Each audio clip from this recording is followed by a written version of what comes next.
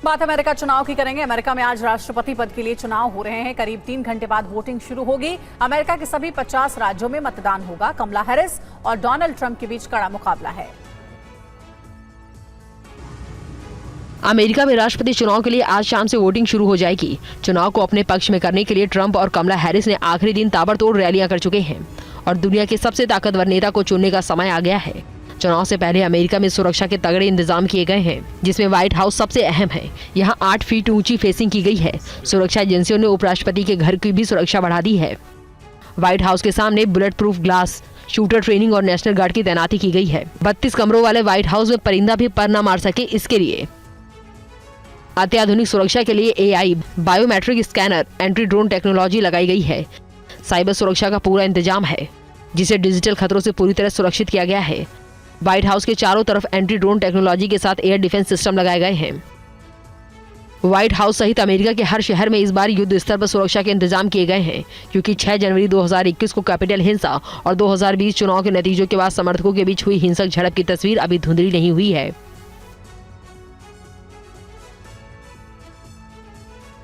और आइए न्यूयॉर्क के टाइम्स स्क्वायर से हमारे संवाददाता मनीष झा की आपको एक रिपोर्ट दिखाते हैं।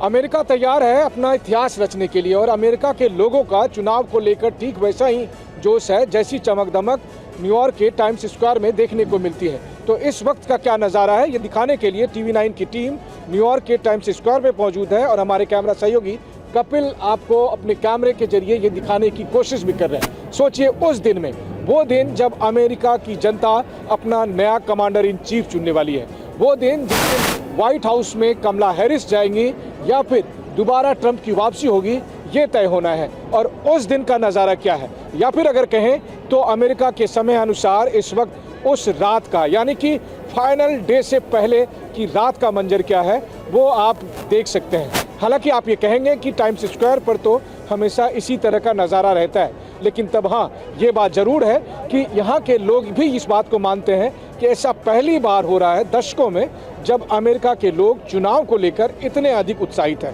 क्योंकि उन्हें भी पता है कि इस बार चाहे नतीजा जो भी होगा, लेकिन वो इतिहास के पन्नों में हमेशा हमेशा के लिए दर्ज रहने वाला है। वो इसलिए क्योंकि हो सकता है कि इस बार शायद अमेरिका को पहली महिला राष्ट्रपति मिल जाए, या फिर डोनाल्ड ट्रंप एक नया इतिहास बनाएंगे जब राष्ट्रपति चुनाव में वो 3 बार चुनाव में पार्टिसिपेट करेंगे और अगर वो जीतते हैं तो 2 बार उनकी जीत दर्ज की जाएगी। लेकिन इन सब के बीच अमेरिका के लोग, जो कि घरेलू मुद्दों के साथ साथ अंतर्राष्ट्रीय मुद्दों को भी प्रभावित करने वाले इस चुनाव में अपना वोट डालने जा रहे हैं, तो बहुत से लोग, यानी कि करीब 8 करोड़ लोगों ने अर्ली वोटिंग का प्रयोग कर लिया है और लगभग आधे लोग, यानी 8 से 10 करोड़ के बीच अनुमान है, जो अगले कुछ घंटे में अपना वोट डालने जाएंगे। इसलिए बेहद अहम है। TV9 की कवरेज इस चुनाव को लेकर लगातार जारी है और हम न्यूयॉर्क और अमेरिका के तमाम दूसरे शहरों से लगातार आपको बताने वाले हैं कि चुनाव में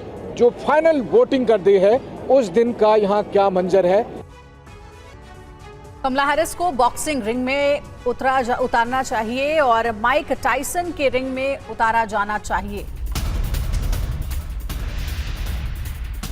कमला हैरिस पर डोनाल्ड ट्रंप का यह अहम बयान सामने आया। कमला हैरिस को बॉक्सिंग रिंग में उतर जाना चाहिए, ये कहा गया है, और माइक टायसन के रिंग में उतारा जाना चाहिए। तो डोनाल्ड ट्रंप ने कमला हैरिस को लेकर यह बयान दिया है।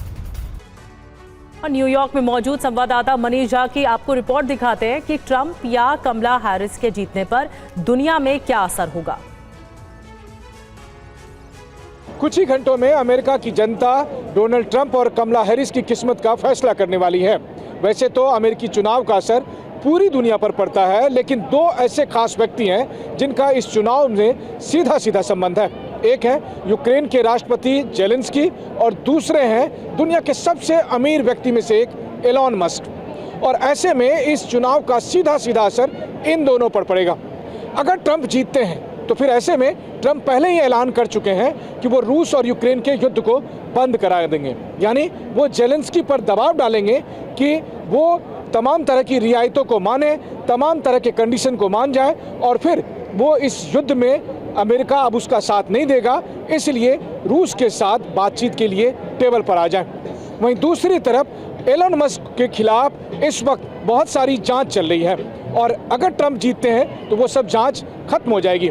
लेकिन अगर ऐसा नहीं हुआ, डोनाल्ड ट्रंप हार गए, तो वैसी स्थिति में इन दोनों के साथ क्या होगा?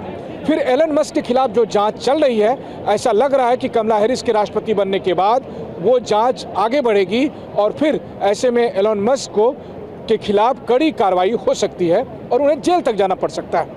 वहीं दूसरी तरफ जेलेंस्की की बल्ले बल्ले हो सकती है, यानी जिस तरह का समर्थन अमेरिका लगातार यूक्रेन को दे रहा था, कमला हैरिस के बनने के बाद जेलेंस्की को वो समर्थन जारी रहेगा और तब ऐसे में रूस और नाटो की सीधी जंग हो सकती है। तो इसीलिए अगले कुछ घंटे बेहद खास है, न केवल अमेरिका के लिए बल्कि बाकी दुनिया के लिए और इनके साथ साथ एलन मस्क और जेलेंस्की जैसे लोगों के लिए भी।